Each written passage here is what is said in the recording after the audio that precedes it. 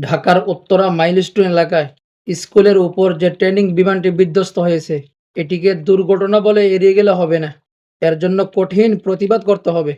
আপনি নিজে ভিডিও তৈরি করেন অথবা যারা ভিডিও তৈরি করে তাদের ভিডিওগুলো আপনি শেয়ার করেন। কত সুন্দর ফুটফুটে ফুলগুলো ঝরে গেল, কত মায়ের বুক খালি হলো। এর জন্য কৈফিয়ত দেওয়ার মতো কোনো লোক নেই এই দেশে। কেন আপনি ঢাকার মতো জনবহুল এলাকায় ট্রেনিং বিমান উড়াতে যাবেন? এত বড় সাহস আপনার কিভাবে হলো? এর আগেও তো একাধিকবার এরকম বিমান দুর্ঘটনা ঘটেছে। আপনি কেন সতর্ক হন নাই? রানা প্লাজা ধসে হাজার হাজার মানুষ নিচে চাপা পড়ে মারা যাবে। পুরান ঢাকায় আগুন লেগে ঘরবাড়ি, দোকানপাট, ব্যবসা-বাণিজ্য সব পুড়ে ছাই হয়ে যাবে।